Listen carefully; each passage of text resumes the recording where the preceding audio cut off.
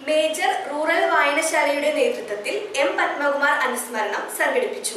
Major rural വായനശാലയുടെ മുൻ സെക്രട്ടറിയും മുൻ ബ്ലോക്ക് പഞ്ചായത്ത് വൈസ് പ്രസിഡന്റുമായിരുന്ന എൻ പത്മകുമാറിന്റെ 3ാം ചരമവാർഷികത്തോട് അനുബന്ധിച്ച് നടത്തിയ അനുസ്മരണ യോഗത്തിന്റെ ഉദ്ഘാടനം മുൻ പഞ്ചായത്ത് പ്രസിഡന്റ് ശോഭന രാജൻ നിർവഹിച്ചു. പഴയന്നൂർ ബ്ലോക്ക് ആരോഗ്യ വിദ്യാഭ്യാസ standing committee chairman K P Sreejayan, വായനശാല president T N Ambikavalli teacher, വായനശാല secretary Ajeesh P, A B Naushad, K P Krishnakumar, P M Jayaram, C S Unnikrishnan, P Suresh എന്നിവർ പങ്കെടുത്തു.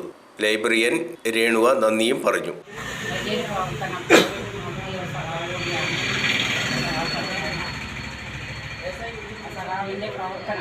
പാർട്ടിക്കുള്ളിലും വലിയ പാർട്ടിക്കും കൂട്ടാക്കാൻ ഈ കാലയളവിലെല്ലാം സഖാവ് പ്രത്യേകം ശ്രദ്ധിച്ചിരുന്നു.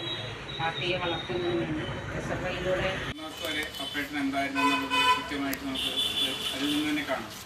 ചെറിയ കുട്ടികൾ വരെ പപ്പേട്ടെന്നാണ്, മുതിർന്നവർ വരെ പപ്പേട്ടെന്നാണ് വിളിക്കുന്നത്.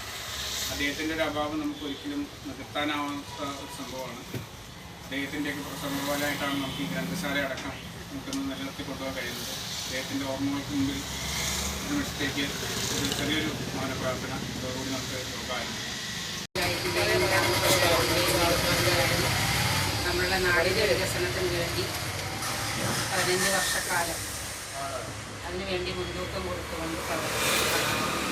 നമുക്കറിയാം പഴയന്നൂരിലെ ഈ ഗ്രന്ഥശാല, അതുപോലെ തന്നെ പഴയന്നൂരിലെ ക്ഷീരസംഘം, വലയപ്പാടത്തെ ക്ഷീരസംഘം, പരസ്പര സഹകരണ ബാങ്ക്, ഇതെല്ലാം പഴയന്നൂരിൽ കൊണ്ടുവരുന്നതിന് വേണ്ടി വലിയൊരു പ്രവർത്തനം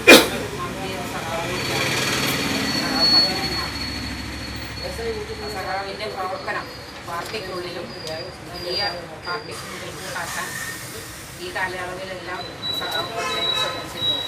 പാർട്ടിയെ വളർത്തുന്നുണ്ട്.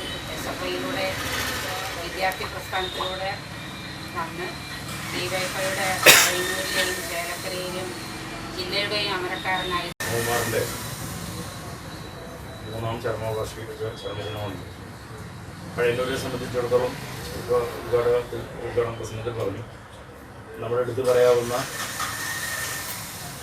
2 ക്ഷീരസംഘങ്ങളായാലും ശരി, ഈ ഗ്രന്ഥശാല വളരെ മുമ്പ് സ്ഥാപിച്ചതാണെങ്കിലും അതിന് ഈ സ്ഥലം നേടിയെടുക്കുന്നത് അന്നത്തെ panchayat president P A Babu ആണ് അതിൻ്റെ പ്രയത്നിച്ചതെങ്കിലും അതിൻ്റെ പിന്നിൽ നടന്ന എല്ലാ കാര്യങ്ങൾക്കും അത് ശരിയാക്കിയെടുക്കാൻ വേണ്ട എല്ലാ കാര്യങ്ങളും നടന്ന് നമ്മുടെ നോക്കാനായിരിക്കും.